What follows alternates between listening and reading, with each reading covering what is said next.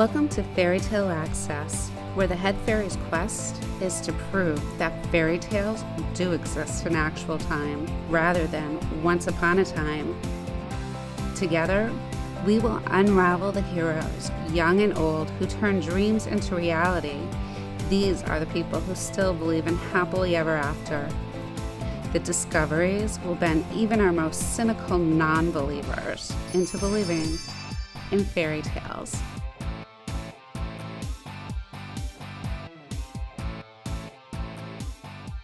Hi, welcome to Fairy Tale Access. Today, I'm with Dr. Carl Hindi, who is a psychologist and therapist in the Nashville, New Hampshire area. And he's also written a book, If This Is Love, Why Do I Feel So Insecure? The book was actually written 25 years ago and featured on Oprah, but it has some great points to bring home today so we can understand what happens when the fairy tale starts to unravel. So thank you for joining me.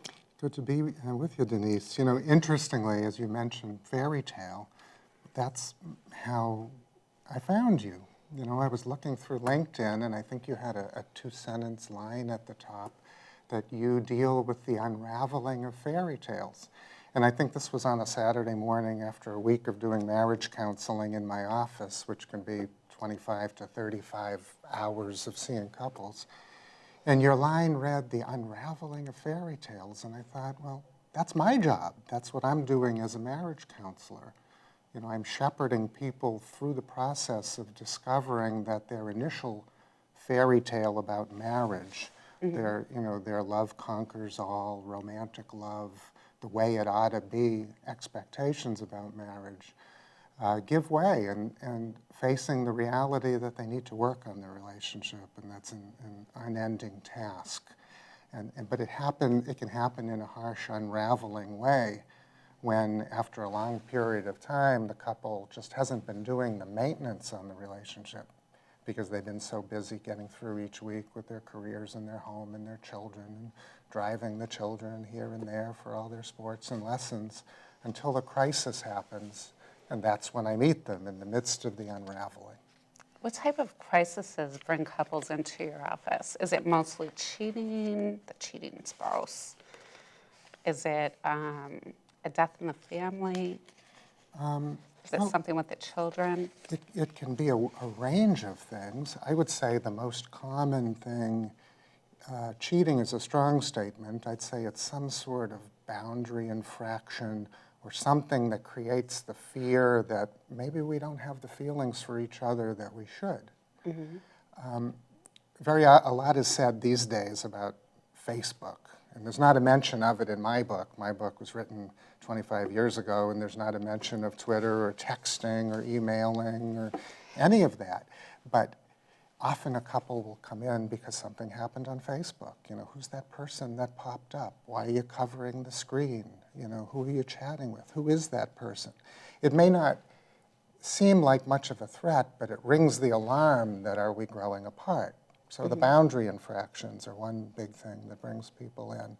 The other thing is that one partner or the other may declare that I'm not sure I have the feelings for you that I should have. You know, I'm falling out of love with you. You know, we spend all of our time every week talking about the kids and the chores and the tasks. The communication is all management talk. It's all pick the kid up. Where were you? Did you go to the pharmacy? You said you were going to go. Why didn't you go? I thought you were going to be home. You're 10 minutes late. I have to get to work. Meet me in the parking lot. It's all surviving the week. Mm-hmm. And the couples that I meet typically are doing very well in managing their lives. You know, the mortgage is paid, the two careers are on the growth, on the upward growth curve. The children are well scrubbed and at their soccer games, even if it's the city, the town, and the travel teams. And, you know, they're busy with all this stuff. And the couple is so dedicated to the kids and doing it all, but they're growing apart in the process. They're really not focusing at all on their relationship. Is it because they're not doing it together, or is it because they're not finding time for each other? I think both of those. They're not doing it together because to divide and conquer is more efficient. You know, I'll bring Mary to the piano while you bring Jason to the soccer. You know, and so we divide and conquer. We're often radio dispatched parents. We're on the cell phone, I'm at the intersection, and pick me up, drop me off. So we manage it efficiently. And I think we forget the fact that we have to work on the relationship until the relationship hits the guardrail, as I say. We're skidding off the road, and that's what causes the alarm.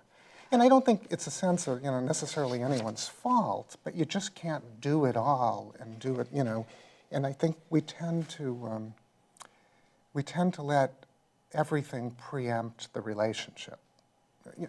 You expect a marriage counselor to say, you need to go on date night. And, Right. And I do that. But it's not the easy fix, I do it, right? but it's almost a cliche that I do it just to see how they're going to come in next week to tell me how they didn't go.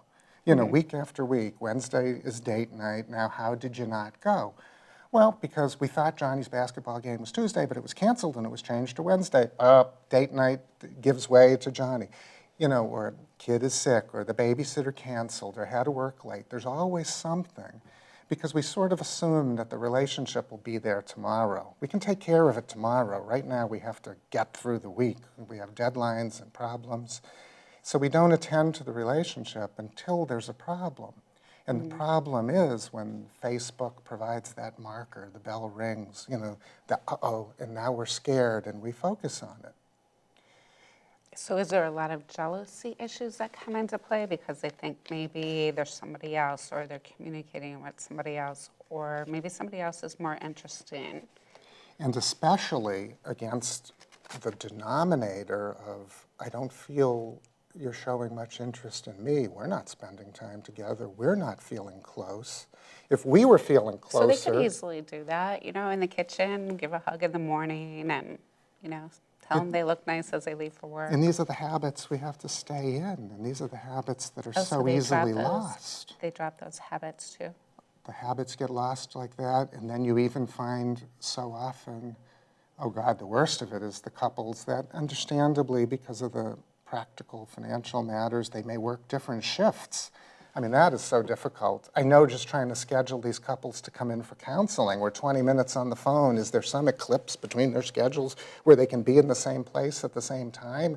And I think if we have to plan 3 weeks to get an hour that may work, how do they do it in real life? They don't. Right. So that's the biggest problem. But even in everyday life, the warm habits get lost. Couples give way to different sleep schedules. Oh, I'm a night owl, so I stay up, and she goes to sleep, and we're growing apart. So what are some good habits for couples with families, or even couples without families, to stay in the habit of in your busy lives when you're working? And most families need 2 jobs to support a family anyway.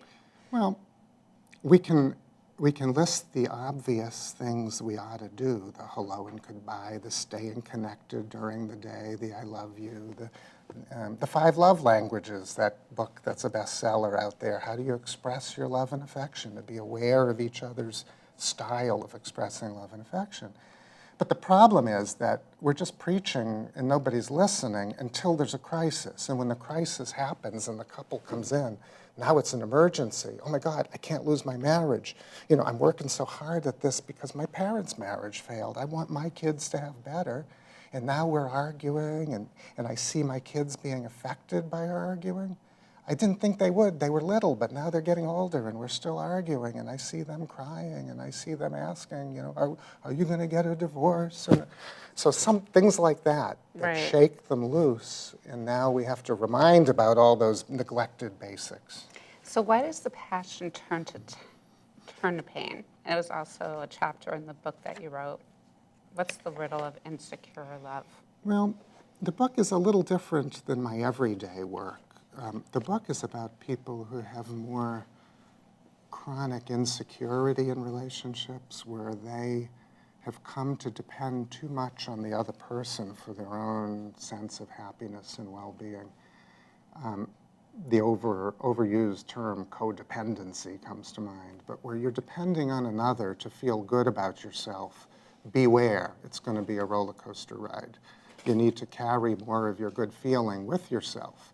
But you get caught up in these things, these emotionally dependent relationships that can become very very torturous, he loves me not, and these, cyclic Right. things where we're hurting each other and making up and hurting each other and jealous. And, There were some amazing examples for people to really realize that within this book.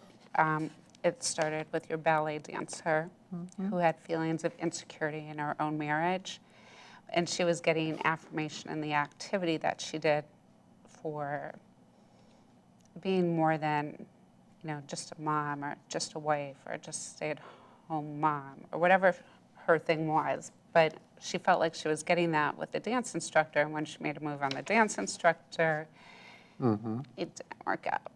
Kind of embarrassing, but I think that it's still, I think it's relevant today, the case studies that you did. And while at this time that wasn't a large case study comparatively, I think that the examples used really highlighted where you're going wrong and where you're going wrong assessing what your needs are in your relationship. So how do you address that? and then to be able to communicate. I mean, so often couples will call and say, our only problem is that we can't communicate. And I think, well, isn't that the only thing that makes us different than other species, is that we communicate? If you take that away, what's left? Exactly.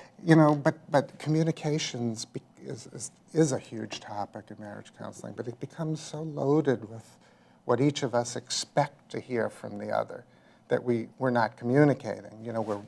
We're ready, locked and loaded for what the other person's going to say. We hear what we expect. We end up having the same argument over and over and not communicating. And that's my job as a therapist, is, I'm the translator. I'm the program between that tries to speak to you about what he's saying and you about what she's saying, and trying endlessly to do it in a way where you can feel for each other and realize that you both want the same thing. Nobody wants to be unhappy, and nobody really wants to win. You Right. want to feel loved, you want to feel respected, you want to feel wanted. So you're the neutral mediator. Right, and that's a difficult tightrope walk, and that's the Well, most I draining imagine part it's of like, the work. I imagine it's more like traveling. Although I could probably never have the patience to do your job. But when you're traveling abroad and people are speaking English and they have heavy accents, you're interpreting English. Like, they're speaking English and you're interpreting it for somebody else because the accent's easier to understand. So your job is to interpret what they're actually saying and relay it to the other person. And it's not, for many reasons, it's not easy. Have you ever been in an interaction or watched a couple where you're at dinner with another couple and one says something to the other that seems innocuous enough and the other gets all upset and you feel like, what did I miss? There's some habitual thing going on there that Right. we're just not aware of as outsiders. I had, speaking of the age we live in with text messages, I've had a few occasions where couples have arrived at the office already upset because they've been texting on their way to the office. Don't do it while driving. And they arrive, and they're in the middle of a text argument. And I've said, is there a way you can, put the texts together, email them to me, and let me print them out? And let's look at the texts, and let's play this out. And it actually is a very dramatic exercise, because when you look at the statements, there's few hints about what the real emotions are, yet they're reacting intensely to each other. Like it's all projection, you know? Right. Well, I I'm think going to they- be 15 minutes late. What do you mean 15 minutes late? That's what you say. you know, Well, exactly, because it's I like a think big ink blot test. You know? Well, I think you leave out periods, you leave out explanation points, and it's the same with talking. Text message, to me, having worked with a variety of different children and with different development needs, is like dealing with or looking at it. Text messages, looking through a child with autism's eyes. There is no tone of voice. There is no facial expression to go along with it. So they can be completely misinterpreted every single Which time. is in itself an interesting exercise. Here's the printout of the text. And let's say some of these in different tones of voice, Right. and they have totally different meaning. Now, when you're reading it, which tone of voice do you assume? Well, the stressed couple is assuming the negative tone of voice. And we quickly get into that. See, it doesn't matter what I say. He's going to be mad anyway. What's the use? She'll never be happy. You know, I don't know what to do. Help me, Doc. How do I help? You know, if she could only be happy, life could be good. Yeah, right. As if you really care. You know. Right. Oh my gosh. And you Come do this join me for how an many, hour. how many hours a week do you do this? But I do think people want the same things, and if I Do can you get suffer them from to me? see that Right. look, you know, you love each other, you're committed to this, you do love him, you do love her, yes, then let's like time out and let's talk about that. You know, let's hit the reset button. You know, is there a way to reboot this? And it's so hard to reboot in life because you can't erase all the memories, you know, all those corrupt files that you can on the computer. You can't reinstall the operating system and start over, which I guess is the tie back Right. to your fantasy thing. You know, you start with the clean operating system, you know, the virgin computer that hasn't gone where people dare not go yet. Right. You know, and then all the bugs start accumulating, and then what do you do? And you know, What other, I feel a besides- little, as I say, I feel a little, I don't want to feel cynical about saying that I dismantle fairy tales, that I see them dismantling. I mean, I do think I think you help put them back on track. well, the romantic ideal is an aspirational thing. I look through the Sunday Nashua Telegraph, and I look to the bridal section, and I read the little, you know, like And you actually read it in school. print. I still read the printed. Okay. And I see, you know, when did they graduate high school? How old are they? And I look at those and I think, you know, oh, they're 22, they're 23. How nice. Love conquers all. They're getting married, and they're not going into it as 23-year-olds thinking, well, now what are the odds of me divorcing? Oh, about 50-50. What are the odds of an infidelity at some point in our marriage? Oh, probably upwards of 50-50. They don't go into that thinking it. They go into it thinking, not us. True of others, but those statistics don't apply to us because we're different. We love each other. We're going to work on it. But sadly, they get caught up in life like everybody else and go down that path. So they never worried about those statistics before. Now, when things are unraveling, they can't stop worrying about it. Well, if I were like an insurance agent selling marriage insurance, you know, I would say at the beginning, when you think, oh, it'll never happen to us, I'm thinking the risk is pretty high, you know? And later, once they've been through these things and worked them out and they've rewritten the script, the fairy tale has given way to a more realistic script, now I can give them a better marriage policy, a better rate, but they may not feel so secure about it. You know, there's nothing as secure as the fairy tale was initially. But I do believe that the new script is one where you really have a deeper understanding of each other, you really appreciate each other's needs, you're really much more aware of when you're failing in the relationship, when you're hurting the person. You're not just on autopilot like you were at first, and that takes some getting used to. You know, now you have to manually fly the airplane, but trust me, you'll enjoy it. You know, trust me, you'll enjoy it. It's not hands-off, but it's more gratifying and more likely to lead to long-term happiness.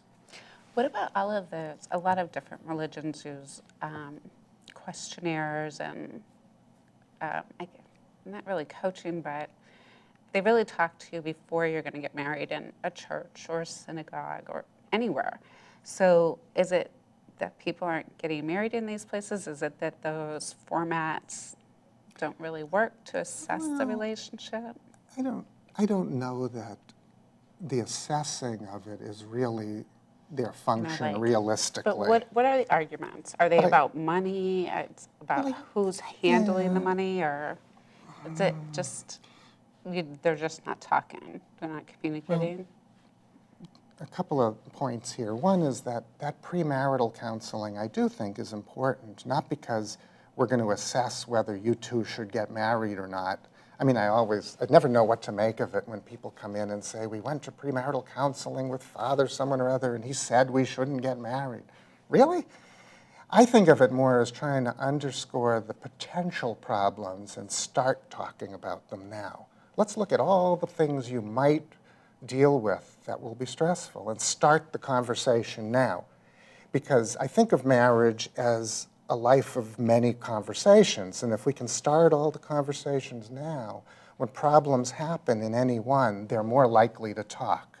You see what I mean? So it's sort of highlighting things and then sending them off with the highlighted manual that hopefully they'll come back to it and say, that's what we talked about before. I knew it was going to be a problem if we went to live with your parents for a year while we saved money to build a house. You know, that sort of thing that wasn't planned. Right. That, Isn't that usually the problem? Sometimes years later, people will come years later, remember that year we lived with the family? And it's in a still lot of bugging ways. them? Wow. Well, Yeah, it would hey, let's probably. do a show somewhere out there on in-laws. I have a lot of thoughts about why in-law problems are so common and cliche, and I think it relates to the fairy tale issue as well, that you have certain They're not fairy hopes. godmothers. Yeah, Right. you hope that in your mother-in-law is going to be the wonderful mother, the best mother you've ever had. And she you have turns out to high be a hopes. critiquing nightmare or just completely absent. But in sympathy to her, she's wanting approval and wanting to be acknowledged, and she has her habitual ways of interacting with her son, and she means well, and she's caring. So there's all sorts of grand misunderstandings that get started and then unravel. Wow. A lot of And you're different still topics. sane at the end of the week, huh? How many hours a week do you deal with these couples? I probably average about 30 hours a week. Wow. But it's not always it's not 30 hours of people coming for a first session. Many are clients that I saw perhaps weekly or every other week at first. And they're doing well, and I may see them once a month. I may see them once a season or twice a year, that they come in just wanting to talk about some things that have come up, to just be sure they're staying on course, that they're keeping the conversations going. And I like that. I think of it as sort of the maintenance plan. You want the maintenance plan? It's like Exactly. But we don't do that. We do that with the car. You bring your car in and change the oil. You don't wait for it to break down and run out of oil and say, oops, I forgot the oil, So sometimes it's just good to check in with somebody. And how do couples choose a therapist? I mean, how do you know it's a good fit? It's a problem. 'Cause It's they're both- not easy well, because both- you don't know people. You look on the internet, you read what people wrote, you try to get some sense. Maybe you can talk on the phone for a few minutes, but it is sort of the luck of the draw very often. I mean, I hope people get referrals from other people they know, but the problem in this field is that people may not be very open in talking about these things and making referrals the way they may make a referral to somebody to do your roof or something impersonal. Right. And especially when it comes to the infidelity topic, that people aren't talking about it very much. So when it happens to you, you're going to feel very alone. Well, you may feel a lot less alone having cancer because you can talk to people, but Right. Well, I think women or men, I think that if cheating occurs, there's a certain element of feeling violated, your trust is broken, all of those boundaries, your health concerns nowadays. Right. So there's a lot of rebuilding to do while understanding what led up to it. Right. Is there certain reasons that women cheat over men that you've found through the years? I don't think it's as simple and cliche as people might think. The cliche answer is women are looking for some sense of intimate connection and men are looking for sex. I don't think that's generally the case in the middle class educated group that I work with. I think it's similarly people wanting to feel appreciated for who they are, for the qualities that they feel are important. You came close to this earlier. I think people want to feel loved for the qualities that they believe make them special. You know, I love you because I know you're a caring and generous person, not because I love brunettes, you know, or I love people who clean the house well. You know, you may clean the house well, whatever, but that's not why I love you, you know, it's. So they feel like a failure in their marriage in some way, and they're looking to slip feel in, better. They slip into a feel-good relationship with someone who says, wow, you're special, you're so thoughtful, you're so funny, you're so smart, you know, and all the things that feel so good, that I think of an affair as more like an addiction, more like an alcohol dependency or a drug dependency than really a relationship. In fact, when you look at the studies of people who have an affair and they each divorce and the affair, they marry each other, those fail at twice the rate of regular marriages because the fairy tale is even grander and more unrealistic and isolated. It's about feeling good. Right. It isn't about raising the children, dealing with the in-laws, dealing with the mortgage problem and all the kids' health problems. And once you add all that in, I think the sense of loss and the fact that now not only do we have to deal with all this, but we have to deal with the fact of ex-spouses and all the complications, you know, makes it an even more difficult row to hoe. So I think people get into affairs often generally realizing, that this isn't going anywhere, but it feels good, I'll end it next week. You know, I'll end it next week. So can marriages overcome those? Yes, yeah, and that's a large part of the work that I do. Marriages can overcome them, but I believe, as I say on day one when it happens, that there's something you lose and you never get back. What you lose is this innocence. You lose this innocence that it would never happen to us, that we're different. That happens to them, but not us. But that's the fairy tale, you know. We aspire to be the one that's different from the statistic, but when it happens, you know, we have to accept that and then, you know, reconnect and build on that. And you see what I mean? Absolutely. The whole fairy tale theme. Right. Well, I think that people look for fairy tales everywhere. I mean, we look for fairy tales in everything that's going on, whether it's unraveling or exposing the bad guys, the ones that interrupt the fairy tales. There's the good and the bad. There's always the good and the bad. The and white hat bad. and the black hat. It's simple, isn't it? It's not really simple, though, because there's feelings and emotions and things that cause those storybook characters that we've read about to become the way they are. You don't think when you're reading Cinderella, you realize the jealousy of the stepmother and the affection that her husband showed her stepdaughter when you really tear down the story. I don't think that they understand the jealousy. They just look at her as the bad guy. And I think if we really looked at it and talked about the stories more with our children growing up, maybe that would help them so that they can have those. That's interesting. And you know these childhood fairy tales. You know them much better than I. Well, I am the head fairy. That is. No, I'm just kidding. Well, which is why I might need therapy. No, I'm just kidding. But when I look at them, like you're just talking about Cinderella, when you read carefully and think about what it's saying, these are like horrific, scary things, you know? And Exactly. And so sometimes, like, you know, this is a children's movie. Oh, I don't know if I'm up for a children's movie. Yeah, you know, I mean, can Especially I deal if you with look the... at Grimm's. Right, Ooh. but the child is like, oh, it's pretty, it's colorful, the music, the hero. They don't see the real conflicts involved in them. You know, that's what I mean. I think fairy tales are like horrible, dramatic, scary things. You know? Well, they can be. And I think that when they happen in real life, you should be better prepared so that you can seek out the advice of somebody else that can help stabilize things. Right, and to be willing to do that, you know. And I keep that in mind and remind couples when they come in that Well, if it was worth getting married, it should be worth fighting for. That's part of a fairy tale festival. There's always obstacles to overcome. As opposed to the fairy tale that I shouldn't have to fight for it. You know, if I have to fight for it, then it's not right. Somehow it should just happen. And maybe that's why people don't do the maintenance. We can do it later. It'll happen, you know.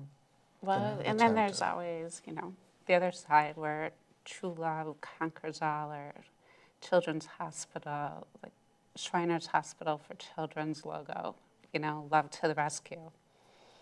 That's the fairy tale in itself, healing kids so that they can lead productive lives. I think they have to start with their minds and really look at what's going on around them and ask more questions. And I think as we become adults, that when you ask more questions and you communicate, it's just a natural process, more of than a struggle. We can put up on our Facebook page, like this page, Children's Hospital, 1 million clicks to defeat cancer, and we feel good and we love conquers all. But what happens so often when parents have that ill child is very different. And I often use that as an example to show that people have different defense mechanisms. We Right. grew up learning these. Now, what's the very worst thing that could happen for a couple? I mean, the very worst The thing. very worst thing, I guess, would be losing a child. That seems to be the thing that breaks most couples up. Exactly what I was going to say. The death of a child, it's the worst thing. Now, why does that not generally lead to couples bonding? Oh my God, isn't that a lot more than 1 million clicks on a Facebook? But That's more the, having talked to some mothers who have lost their children, I think it's more that there's got to be somebody to blame. You weren't there. Why weren't you there? there's all that guilt, if only this There's was guilt, different, or if right. this was different, or we did this or did that. But also, I think that my sense is the biggest thing is that when really bad things happen, we each need to use our really strong defense mechanisms. And if you and I have different ones, they may bring us in different directions. Very often one person wants to talk and connect. I need to talk this through, I need to bond. The other person needs to shut down. It's often the guy, but not always the guy, who wants to just get away. He's going to become a workaholic. I'm Why don't outside guys- splitting wood. I've got 10 cords of wood split. I don't want to talk. Stop talking. Talking isn't going to make it better, is it? You're going to talk and get yourself all emotional. Stop being emotional. Well, I need someone to talk to. Stop being emotional. You see what I mean? They're going further and further apart and then making it worse. If they were similar in their need to talk and connect, Well, then it let's- would bring them closer, and that happens too, but I think that's less often just because of the array of different defense mechanisms, as you were starting to say, about like Cinderella and these fairy tales that we learned in childhood. We learned at the earliest age how to deal with emotions, and now we have to. And we didn't know that when we hooked up at college. We're at college, boyfriend, girlfriend. Life is simple. What do we need to worry about? What time does the dining hall open? That's the big worry. It's time for dinner. Right. What course are you taking? Now we get together and we start the relationship.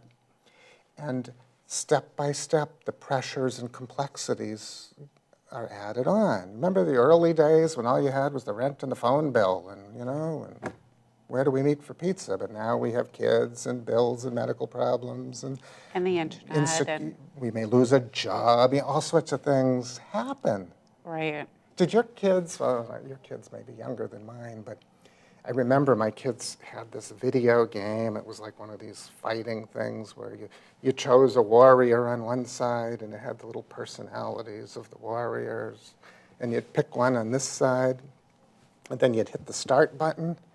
I sometimes think that if I were a good computer programmer, I could make a marriage simulator based on, That would be let's funny. pick like 20 personality or defense patterns of men and 20 of women, and let's pit them together.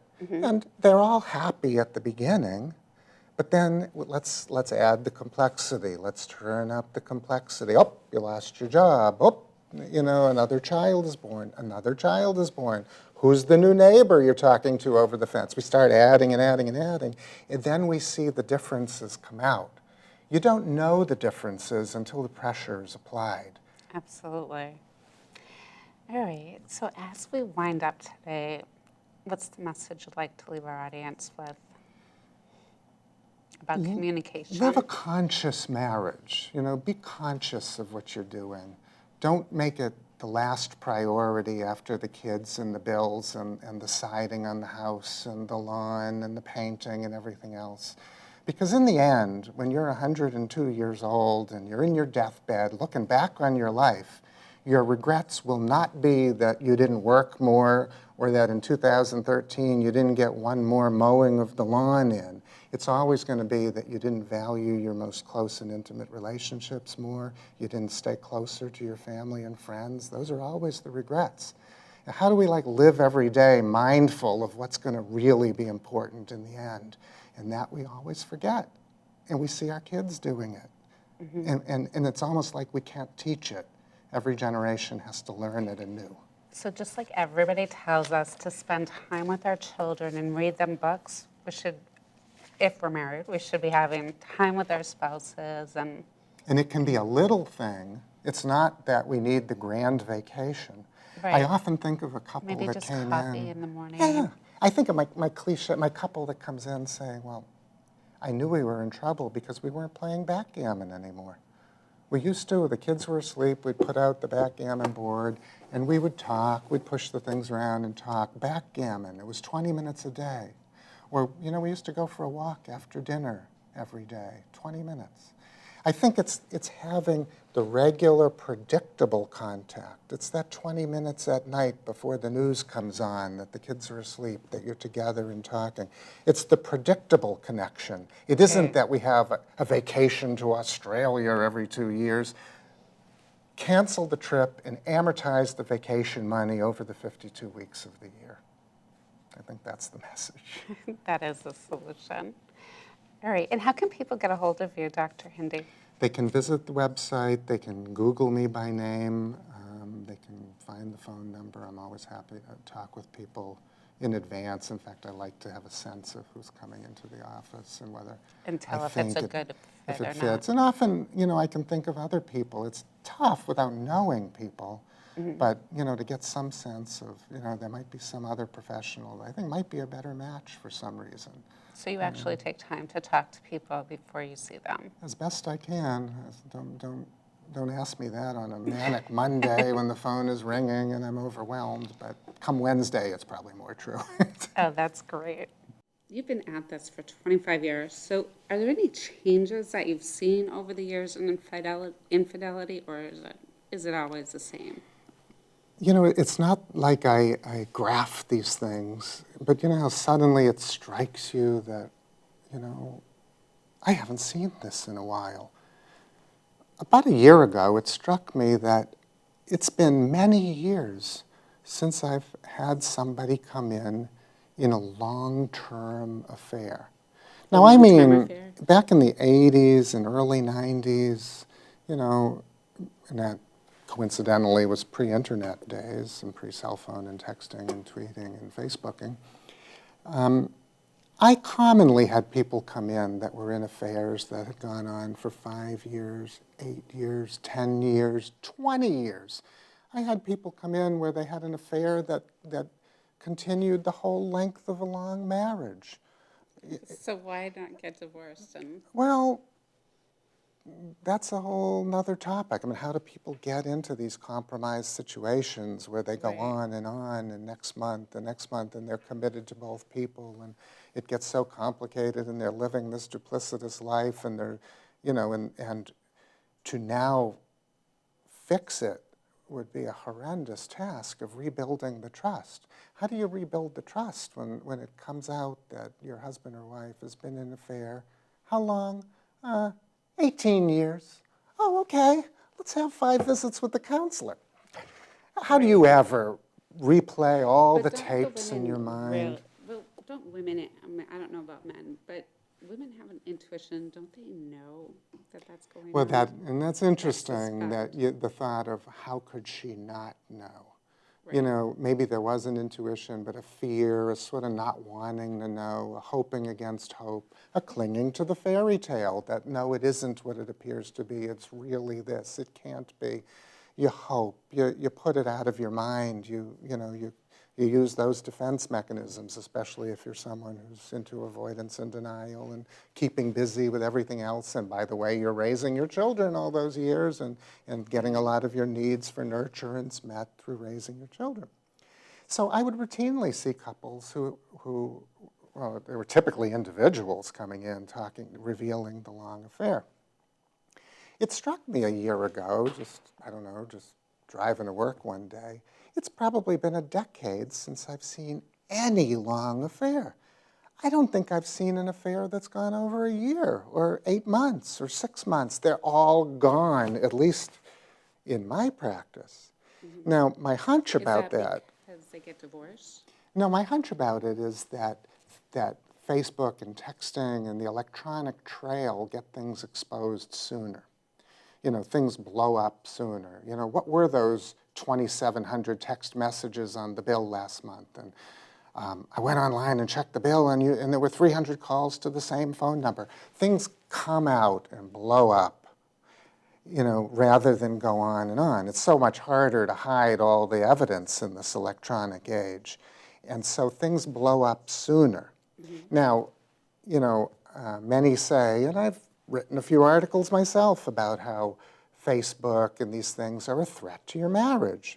And we could do another show on why they're a threat. Why people can pop up from your past, from 3rd grade, and as if you know them. You don't know somebody from 3rd grade. You didn't know them then, and you don't know them now. There's an illusion of familiarity because they grew up in the same town. That's bull. But it's easier to slip in. Right, but are there similar values that you hold? I mean, when you see friends from, I know, growing up in Massachusetts and coming to New Hampshire, mm-hmm. when I see my friends from Massachusetts, there's distinct difference. It's in philosophy, in the way you think about things, different values. Perhaps, but just as much or more so, I think it's an illusion. If somebody pops up and, oh, you grew up in Medford too? I'm from Medford. Like we have something in common, Medford. Well, but that's when you don't know them. Then it's the similarities or the things that you remember. Like, oh, remember the Hukila restaurant, or do you remember... Here it's like, do you remember going hunting? Well, but when it then leads to an affair, because this sense of familiarity leads you to disclose more, and you're sort of stepping over boundaries, sharing more personal information than you usually would, it leads to an affair. Compare it with the times you've hooked up with female friends from high school. They find you on Facebook, we ought to get back together.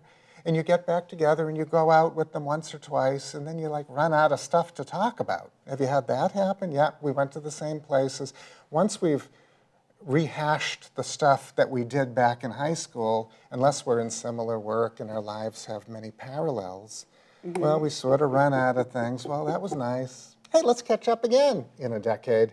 You know what I mean? Right, like the class reunion. But if you're unhappy in your marriage and there's this need for whatever, this need for acknowledgement and connection, it's easier to go down that path. And my point is that while it's a threat to marriages because it's all over the place now in the electronic age, it's also good in a sense if it reveals the concerns and the problems in the marriage sooner. I mean, I joke, it's like the Thanksgiving turkey, the thermometer pops. The thermometer pops sooner so we can address the problems. So the couple comes in 2 months into something where the text messages and the emails have revealed it, and we can deal with that. Mm-hmm. 2 months. 12 years is a lot harder to overcome all the life you've lived together while thinking you knew the person you were with, and all the while something else was going on. You see what I mean? So I analogize it to car accidents, that, I think we have far more fender benders, but fewer fatal accidents as a result. It's sort of like, So the longer the affair, the more fatal it is to the relationship. Yeah, the longer the affair, the more fatal it is.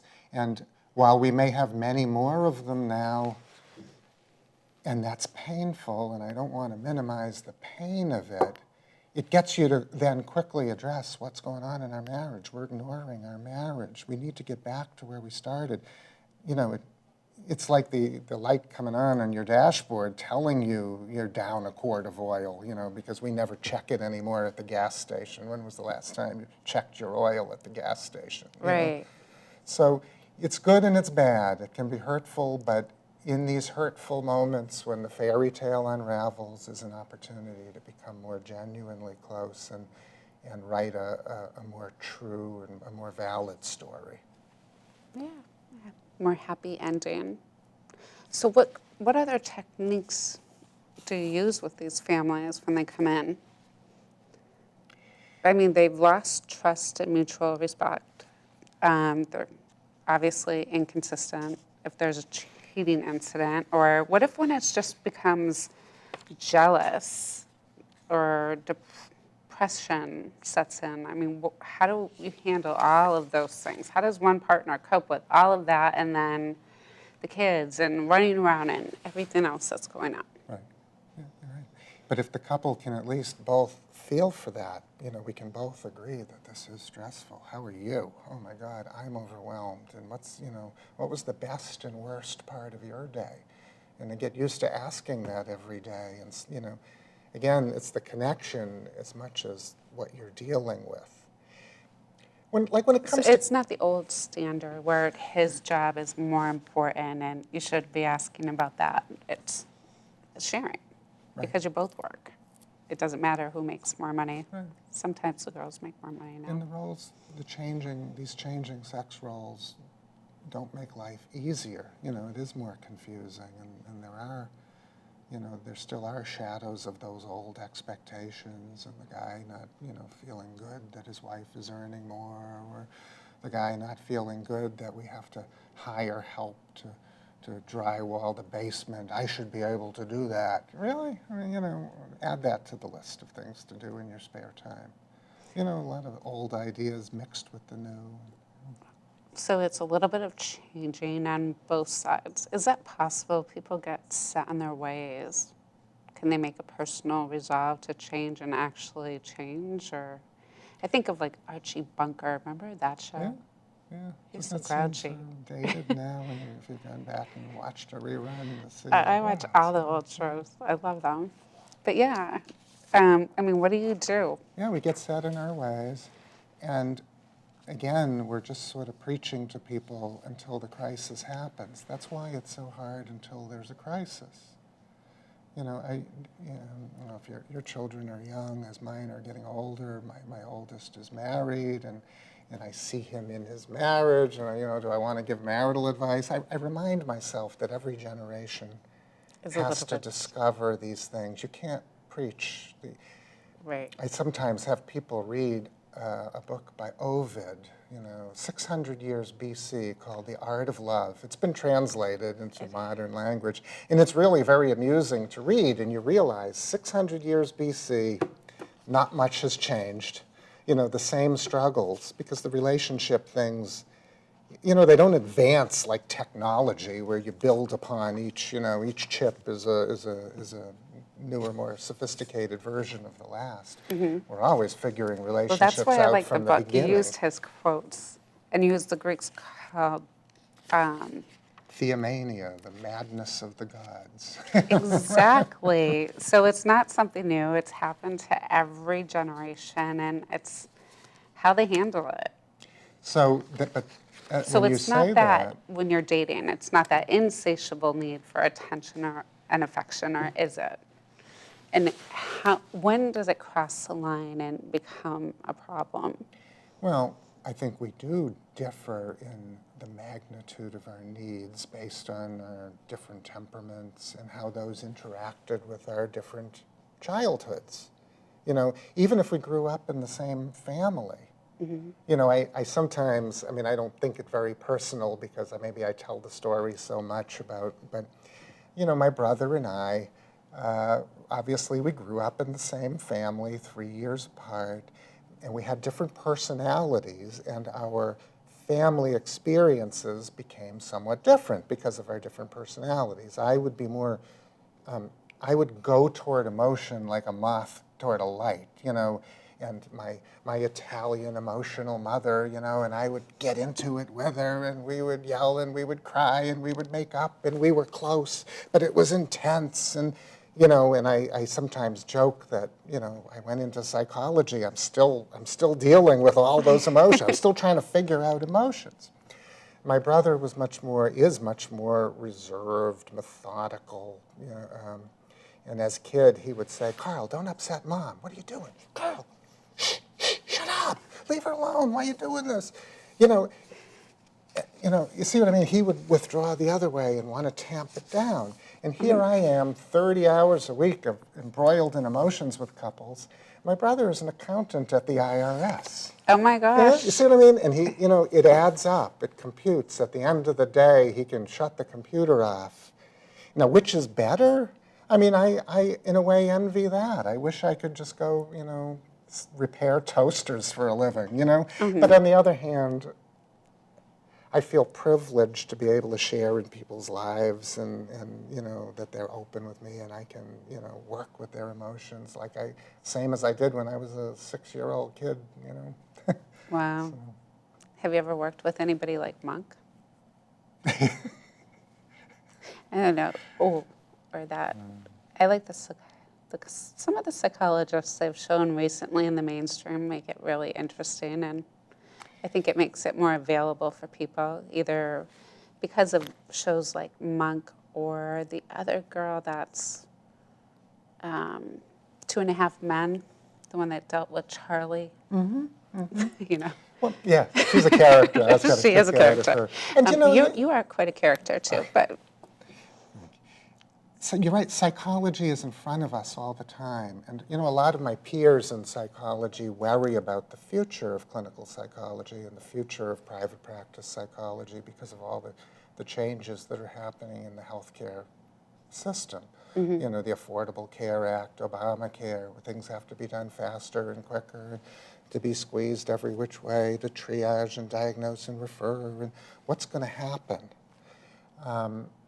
I feel the opposite, that as more of that happens, I feel psychology is more and more special as a place where, an opportunity to talk about deeper feelings and to do what we believe, psychology to be. And without we've grown up everybody. seeing it in the media. Right. We've grown up, we've taken it.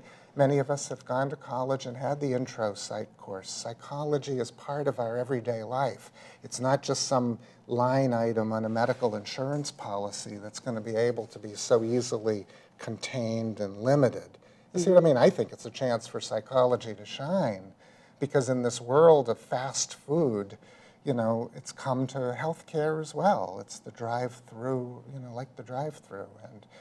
And I think we learn in life that the things that are fast and easy are probably not the best things for us. So I'm hopeful for the future of psychology. That's great. Well, I think most people would value somebody that could help them communicate better. But it's also scary going in to see a psychologist because they don't know what to expect. And it's disappointing when, they're not the cool psychologist and Monk, and they're not sarcastically pointed like and the other woman. Right. Psychologists, counselors have their own personalities, and how do you know that? And they have to have their own problems. Right, and they learn from those. It's not an exact science. And you learn from those. What I've gone through at times in my own life has been much more of an education, certainly much more of an education than whatever textbooks I read in college, right? But then I feel like I spend my life processing my life, as I started when I was 5 years old. Why did Mom react to me that way? And why, you know what I mean? Really? You learn from it, hopefully. Wow. So you've always been processing and asking the why about why people choose to do these things or act in certain ways? For better or worse, yes. That's great. So you work in family therapy and individual? Individual and relationship. Individual and relationship work. Yeah. Do you do anything with just the children? I don't anymore. In my earlier days, I did. And, I joke that as my own kids have gotten older, so have my clients, and soon all my clients will be on Medicare. And I'm dealing with more people on Medicare, dealing with retirement and relationship issues. You see, because I think this is the first time in history, back to my plug for psychology, this is the first time in history that we have every generation, every living generation, open to our services. So now it's not unusual for me to have 80-year-olds make the way up the 27 steps to my office to talk about their relationship, whereas a generation ago, elderly people wouldn't come to a psychologist unless there was some, behavioral, psychiatric, Right. problem. But now they're open to it because these were the people growing up in the 60s. These were the people who were protesting the war. These were the people who were open to more of what we offer.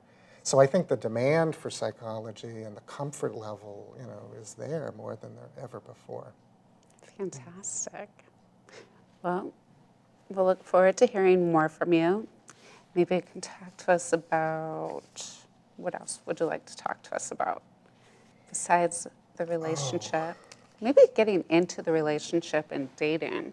Do you cover any of that? How to build a relationship? I do a lot of work with individuals who are using online dating, Match.com and eHarmony and plenty of Do you do fish matchmaking?